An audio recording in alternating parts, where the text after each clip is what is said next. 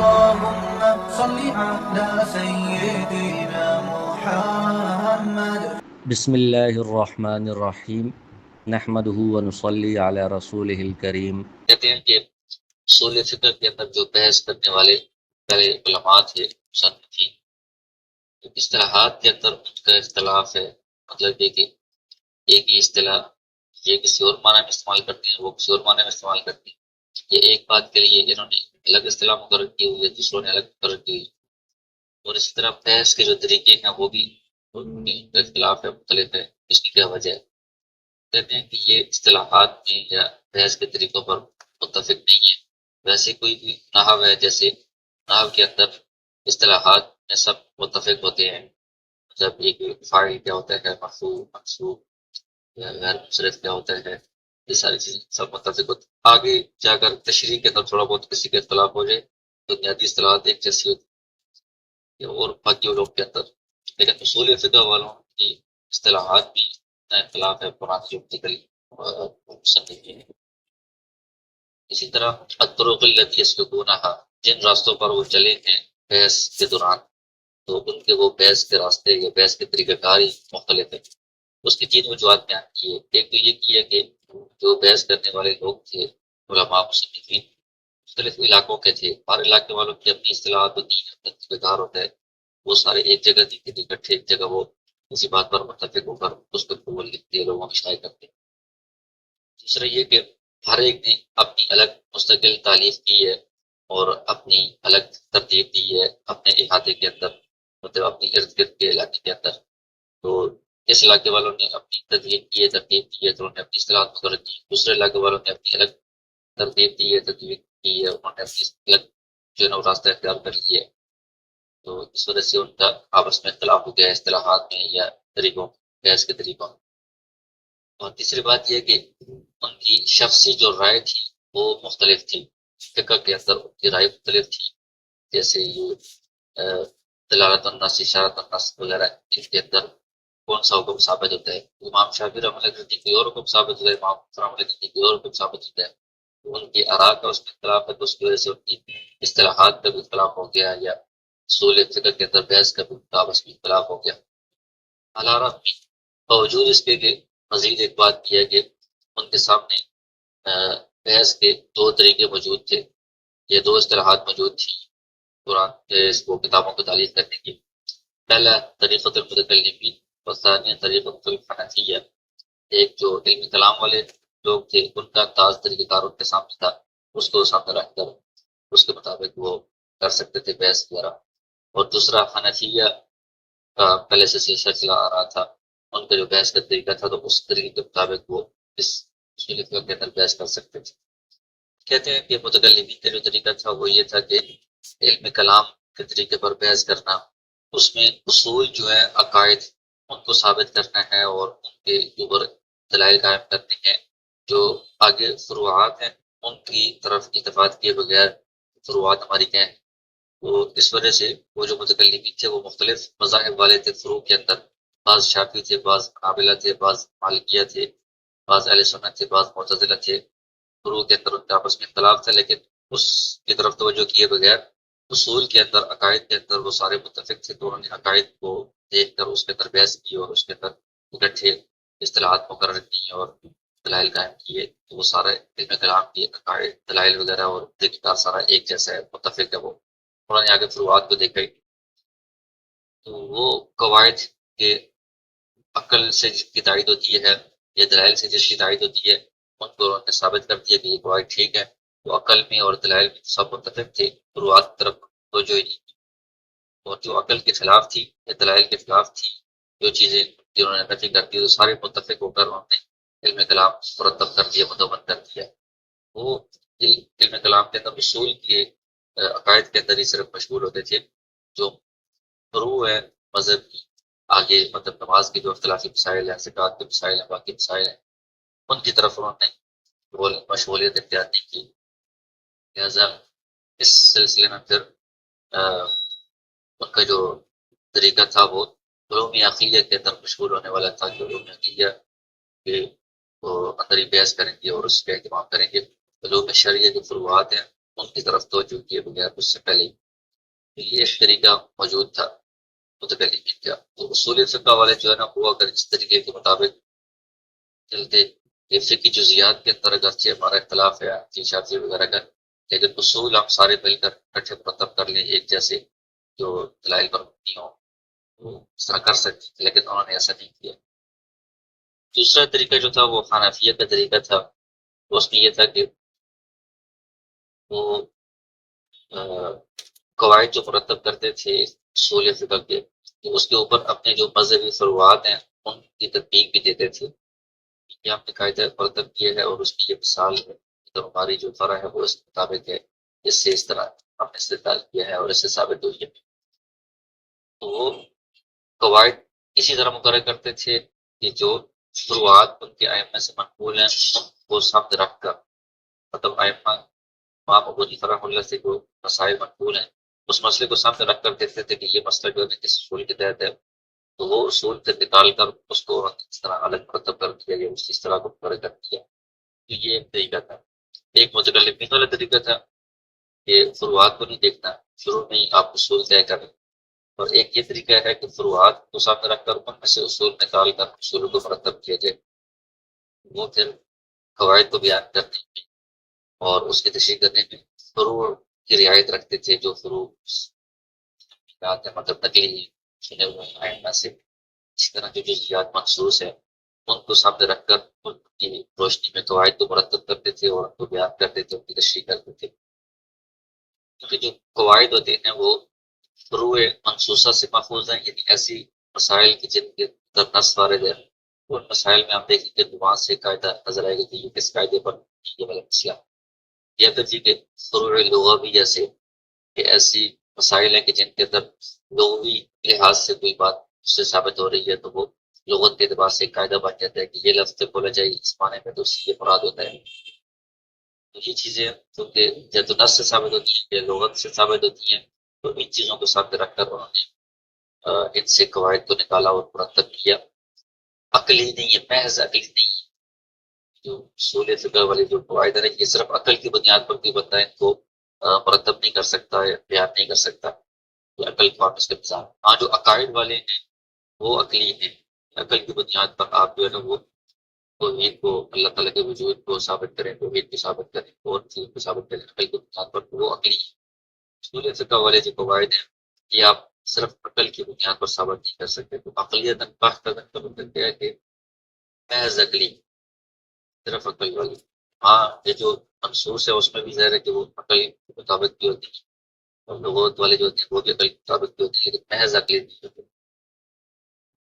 اور پھر کہتے ہیں کہ وہ عملی جو فروعات ہیں، عملی جو مسائل ہیں جزیات، ان میں وہ غور کرتے تھے تو اسی سے پھر وہ اصول نکالتے تھے. اسی وجہ سے آپ دیکھتے ہیں کہ حنفیہ کی جو اصول ہیں، اصول فقہ کی کتابیں، وہ فروع کے ساتھ بھری ہوئی ہیں. مطلب انہیں اصولوں کے اندر اندر اتنے مسئلے بیان کیے ہوئے ہوں، ایک اصول بیان کر کے اس کے اوپر 8-10 مسئلے اس کے فرع میں مثالوں میں بیان کرتی ہیں. اس کی وجہ وہی ہے کہ وہ ان فروعات سے اصول نکالتے ہیں، جبکہ متکلمین ایسا نہیں کرتے. وہ فروعات میں جائے بغیر شروع میں اصول سارے طے کر لیتے ہیں. ومن ثم دون الاصول التي ظنوا ان ائمه المذاهب اتبعوها في تفريع المسائل وابداء الحكميه. اسی وجہ سے ان لوگوں نے ان اصول کو مدون کر دیا جن کے بارے میں تو گمان تھا کہ ہمارے جو ائمہ ہیں مذاہب کے، انہوں نے ان اصول کی اتباع کی ہے مسائل کو نکالنے میں، متفرق کرنے میں اور حکم کو ان کے اوپر لگانے میں. تو لہٰذا فروعات کو دیکھ کر انہوں نے یہ سمجھا کہ اس سے پتہ چلتا ہے کہ ہمارے امام کے نزدیک یہ والا اصول تھا، اصولوں کے بعد مرتب کر دیا. یہ بعد والے جو اصول فقہ کے مدونین مرتبین ہیں ان کی بات کر رہے ہیں. پہلے تو بتایا تھا کہ اس کی جو نشاط ہے یعنی ابتدا وہ تو امام ابو حنیفہ رحمۃ اللہ نے خود کی تھی، امام شافعی رحمۃ اللہ نے خود کی تھی. قواعد کو انہوں نے خود بیان کیے تھے، لیکن آگے اس کو ایک الگ علم کی شکل میں مرتب کرنا، اس کے نام، اصطلاحات کے نام بنانا کہ یہ دلالت النص ہے، اشارت النص ہے، یہ عام و خاص، مجمل، فقیہ، اس طرح کی چیزیں جو نا یہ تو بعد کے مصنفین نے کی ہیں. بعد کے مصنفین کی بات کر رہے ہیں کہ انہوں نے اپنے ائمہ کے مسائل سامنے رکھ کر اس سے انہوں نے یہ نکالا ہے کہ یہ مسئلہ فلاں اصول کے تحت ہمارے امام نے نکالا ہے، لہٰذا ہمارے امام کے یہ اصول ہے، یہ اصولوں نے الگ سے مقرر کر دیا اور اس کا نام رکھ دیا اس طرح۔ فروق کا مطلب ہوتا ہے جو آگے اس کی جزیات ہوتی ہیں، مطلب اصول کی بنیاد پر، اصول ایک قاعدہ ہوتا ہے نا، اس قاعدے سے جو آگے مسائل نکلتے ہیں وہ مسائل اس کے فروعات ہوتے ہیں۔ عقائد کے بارے میں کہا جاتا ہے تو اس میں متکلمین کے اس میں اصول سے مراد عقائد ہے، اور فروع سے مراد آگے اعمال، عبادات وغیرہ، معاملات وغیرہ، وہ سارے فروعات ہیں۔ جو متکلمین کا طریقہ تھا اس پر کچھ کتابیں مرتب کی گئی ہیں، تو اس میں جو سب سے بڑی تصنیف ہے اور جو زیادہ مشہور ہے وہ 3 کتابیں ہیں۔ سب سے پہلے المعتمد، یہ ابو الحسین محمد بن علی البصری، یہ جو معتزلی ہیں عقیدے کے لحاظ سے، فقہی لحاظ سے وہ شافعی ہیں۔ دوسری کتاب ہے البرہان، یہ عبد الملک ابن عبداللہ الجوینی، امام جوینی کا مشہور نام ہے، اور وہ امام الحرمین کے نام سے مشہور ہے یہ۔ اور تیسری ہے المستصفیٰ، یہ امام غزالی رحمہ اللہ کی، جو امام غزالی مشہور ہیں، ان کا نام ہے ابو حامد محمد بن محمد الغزالی، وہ شافعی کے فقہ کے اعتبار سے۔ یہ 3 کتابیں طبع ہو چکی ہیں اور ان کا بازار میں مل جاتی ہیں۔ پھر ان تینوں کتابوں کا اختصار، کہتے ہیں کہ پہلے زمانے میں تلخیص اور اختصار والا دور نہیں تھا، وہ تفصیلات زیادہ بیان کیا کرتے تھے۔ ان کی جو ہمتیں تھیں وہ سامع کی فکر تک اپنے معنی کو ادا کرنا، پہنچانا، اور اس میں کلام کو لمبا کیا جا سکتا تھا، مطلب کلام لمبا ہو چھوٹا ہو، مطلب اپنی بات سامنے تک اچھی طرح پہنچ جائے، تو اس طرح وہ کوئی بھی لمبی اور درمیانی اس طرح کتاب لکھ دیتے تھے۔ لیکن استعمال کے بعد جو دوسرا دور آیا، اس میں 2 بڑے عالم ایسے آئے کہ جنہوں نے ان کتابوں کا مطالعہ کیا اور پھر ان کتابوں کی تلخیص کر دی۔ تو ہر ایک نے ان 2 عالموں سے ہر ایک نے اپنی کتاب کے اندر ان تینوں کتابوں کی تلخیص کر دی۔ تو پہلے جو امام ہے وہ امام فخر الدین رازی، فخر الدین محمد بن عمر الرازی شافعی، یہ فقہ شافعی تھے۔ تو انہوں نے وہ جو اختصار کیا تھا ان 3 کتابوں کا، اس مختصر کا نام رکھا ہے المحصول، محصول فی اصول الفقہ۔ ثانی دوسرے جو امام تھے وہ ابو الحسن علی بن ابی علی المعروف بسیف الدین الاحمدی شافعی، جنہوں نے تلخیص کی ہے جو 3 کتابوں کا خلاصہ، اس کا نام ہے الاحکام فی اصول الاحکام۔ احکام کا مطلب ہے کہ کسی بات کو مضبوط کرنا، پختہ کرنا، احکام یہ فروعات وغیرہ ہے، یہ مسائل کے جو اصول ہے کے اندر ایک مضبوط کتاب۔ یہ کتاب ہے، دونوں جو کتابیں ہیں وہ مقصود العبارتی، وہ عبارت ان کی بالکل واضح ہے، جو ان کی مزید شرح کی ضرورت نہیں ہے۔ جو بھی بندہ کا مطالعہ کرے گا تو وہ ان سے استفادہ کر سکتا ہے۔ البتہ محصول جو ہے اس کی عبارت الاحکام سے زیادہ واضح ہے۔ یہ پہلے انہوں نے بتایا تھا کہ اصول فقہ کی جو کتابیں ہیں وہ 2 طرح کی تھیں، کچھ متکلمین کے طرز پر تھیں اور کچھ حنفیہ کے طرز پر۔ متکلمین کی طرز پر جو کتابیں تھیں ان کا پہلے تعارف بیان کیا تھا۔ دوسری کتابیں تھیں جو حنفیہ کے طریقے پر تھیں۔ متکلمین کا طرز یہ تھا کہ وہ اصول کو مقرر کرتے تھے قطع نظر فروع سے، فروع کو دیکھے بغیر اصول مقرر کر دیتے تھے، پھر ان اصولوں کی بنیاد پر آگے فروع کو مسائل کو نکالتے تھے۔ اور حنفیہ کا طریقہ یہ تھا کہ انہوں نے جو ائمہ کی طرف سے فروعات مسائل موجود ہیں ان کے اندر غور کر کے ان سے اصول نکالے کہ ہمارے ائمہ نے جو مسائل نکالی ہیں وہ کن اصولوں کی بنیاد پر نکالی ہیں، ان میں غور کر کے وہ اصول نکالے، پھر ان کو وضع کیا، مقرر کیا، ان کے نام وغیرہ اصطلاحات مقرر کر دی۔ کہتے ہیں کہ علماء کی بڑی جماعت، مطلب جو مقبول بڑے جید قسم کے علماء تھے، انہوں نے حنفیہ کے طریقے پر بھی تالیف کتابیں کی ہیں، قدیماً پرانے زمانے میں بھی اور جدید آج کل کے زمانے میں بھی۔ متقدمین میں سے امام ابو بکر جساس بہت مشہور حنفی عالم تھے، ان کی کتاب احکام القرآن بھی، احکام القرآن جساس لکھی۔ اسی طرح ابو زید عبید اللہ بن عمر قاضی تبوسی نے لکھی۔ شمس الائمہ سرخسی، یہ بہت بڑے ائمہ حنفی ائمہ سلف سے، بہت مشہور فقہ کی کتاب ہے، تو انہوں نے بھی اصول فقہ میں کتاب لکھی۔ ان سب کتب میں زیادہ جو احسن اچھی کتاب ہے، جامع کتاب ہے، وہ فخر الاسلام بزدوی مشہور ہے، ان کی اصول کی کتاب ہے، اصول کتاب کا نام ہے فخر الاسلام علی بن محمد البزدوی، بڑے حنفی فقہا میں سے گزر گئے، ان کی کتاب سب سے اچھی اور جامع ہے۔ بعد والوں نے ان کی کتاب کو سامنے رکھ کر کتابیں لکھی ہیں، اصول فخر الاسلام بزدوی، اور اس کی جو شروحات ہے اس میں سے علامہ علاء الدین عبدالعزیز بن احمد بخاری نے ایک شرح لکھی ہے اصول فخر الاسلام کی، وہ زیادہ اچھی شرح ہے۔ یہ متقدمین کا بتایا، متاثرین میں ایک کتاب ہے متن مختصر کتاب المنار، عبداللہ بن احمد حافظ الدین نصفی، امام نصفی جو ہے نا یہ مشہور مصنف ہیں، ان کی کتابیں بہت ساری، کنز الدقائق جو ہے نا وہ بھی کی ہے، اور عقائد کی کتاب ہے عقائد نصفی، اس کی پھر آگے شرح ہے شرح عقائد۔ منار کی کتاب ہے، مختصر متن ہے یہ، اس کی پھر شرح کی ہے کشف الاسرار کے نام پر، منار کی شرح وہ علامہ ابن نجیم کی ہے۔ علامہ ابن نجیم جو یہ بھی حنفی فقہا میں سے ہیں، بڑے مصنف ہیں، اور ان کی صاحب البحر کا مطلب ہے کہ ان کی تصنیف ہے بحر الرائق، کنز الدقائق کی شرح بحر الرائق، بہت طویل، کئی جلدوں میں، اور بہت حنفی فقہ میں بہت مستند کتاب سمجھی جاتی ہے، کیونکہ اس کے مصنف ہیں۔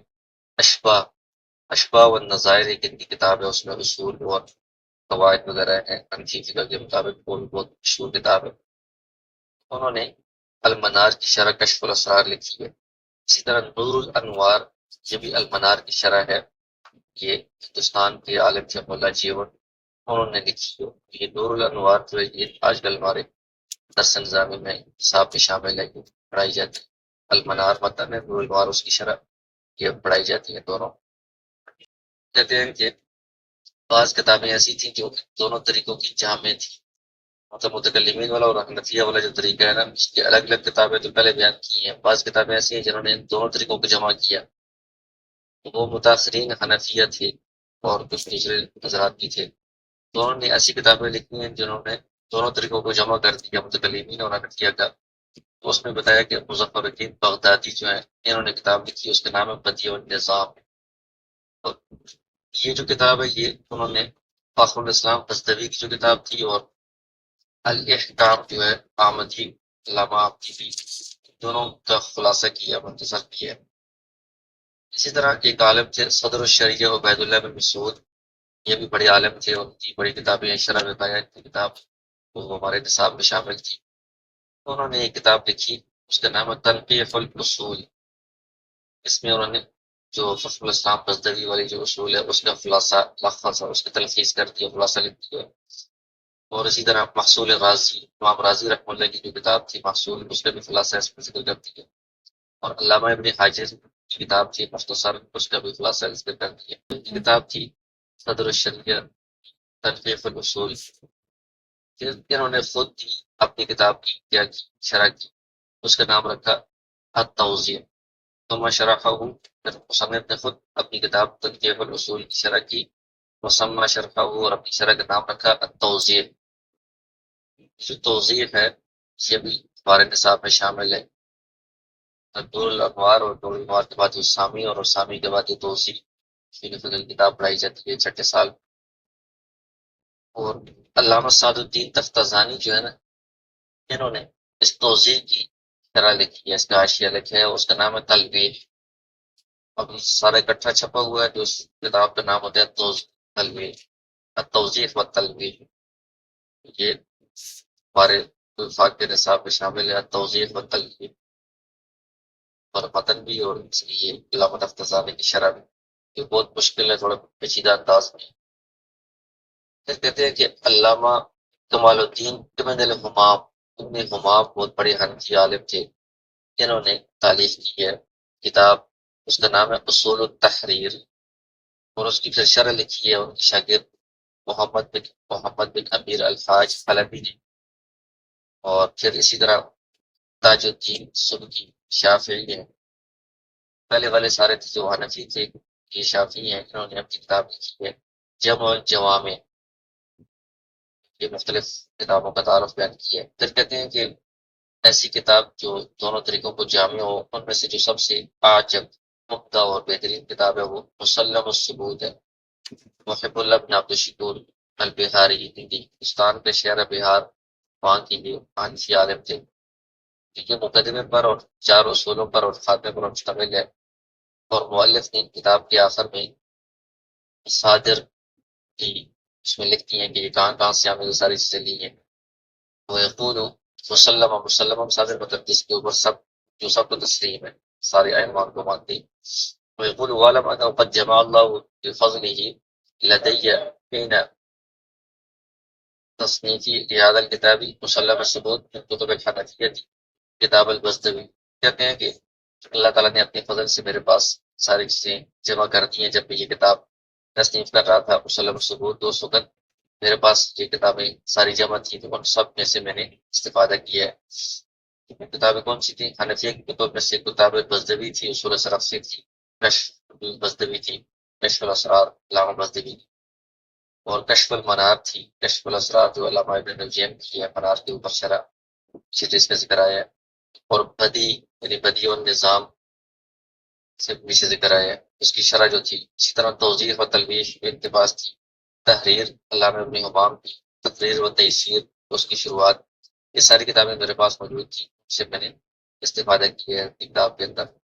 اسی طرح کتب شافیہ میں سے میرے پاس یہ والی کتابیں تھیں، علامہ راضی کی امام راضی کی محصول، علامہ احمدی کی احکام، شرح المختصر، مختصر المنتہی قاضی عز الدین کی، اور اس کی تعلیقات، حاشیہ وغیرہ، اور ابہری سیف الدین ابہری کی، اور علامہ تفتازانی کی شرح و شرح، حاشیۃ الفاضل، اور ردود والعنقود والمنہاج علامہ بیضاوی کی، اور اس کی شرح جو ہے مثنوی کی۔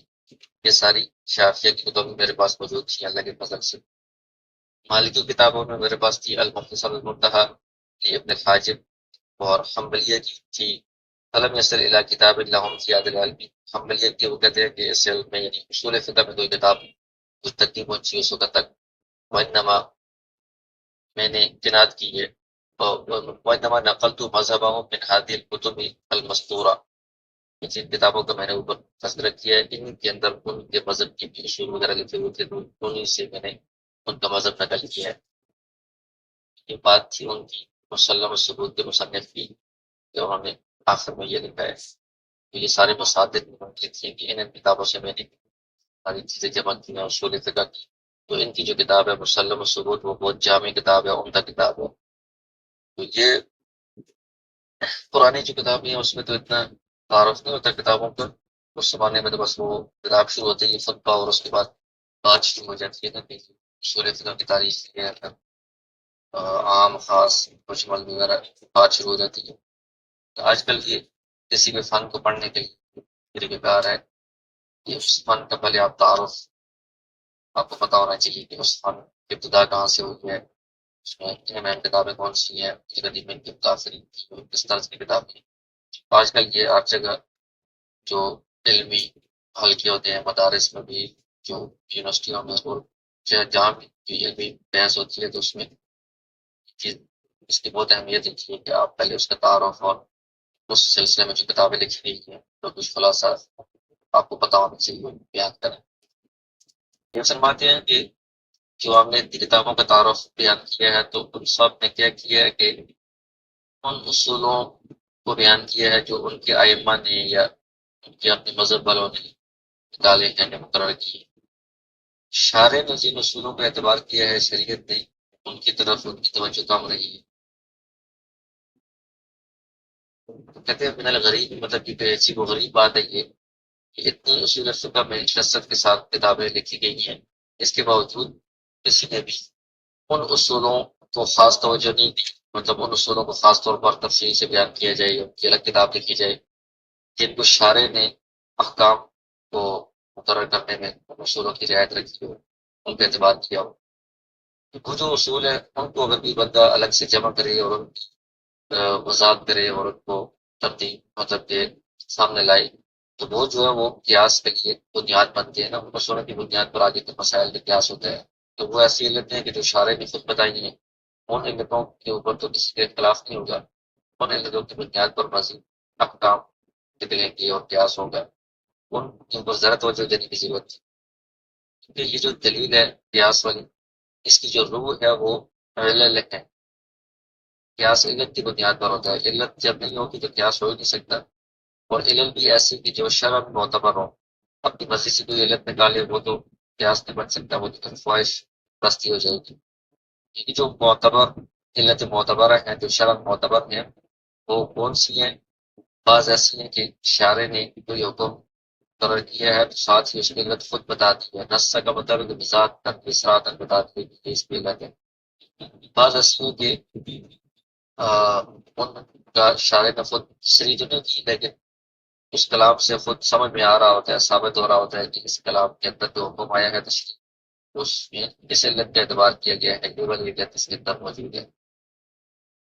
تو یہ والی جو ہے علت مع ان هذه القواعد ينبغي ان يبذل الجهد في توضيحها وتقريرها، ان قواعد کے اندر یعنی جو اصول فقہ ہے ان کے اندر ضروری تھا، مناسب تھا کہ ان اصولوں کی وضاحت اور ان کو ثابت کرنا اور ان کو الگ توجہ کے ساتھ تحریر کرنا، اس کی بہت زیادہ ضرورت تھی، اس میں محنت کرنے کی ضرورت تھی، لیکن کسی نے ایسا نہیں کیا، حتیٰ تاکہ وہ مجتہدین کے لیے ایک دستور بن جائے اور ان کے لیے ایک بنیاد بن جائے، وہ اس کے ذریعے سے، ان علتوں کے ذریعے سے آگے وہ مسائل کا استعمال کر سکیں، قیاس کر سکیں۔ ان علل میں مشغول ہونا جو شریعت نے بیان کی ہے، یہ شریعت نے جن کا اعتبار کیا ہے، زیادہ بہتر ہے، زیادہ بہتر ہے بنسبت اس کے کہ ٹائم کو ان چیزوں میں صرف کیا جائے جو اختلافی مسائل ہیں، جدل ہے، مناظرہ، بحث مباحثہ، مناقشات بھی ایسے ہیں کہ لفظی بعض کا صرف تھوڑا بہت اختلاف ہے کہ لفظ استعمال کیا، مصنف نے کیا، اس میں وغیرہ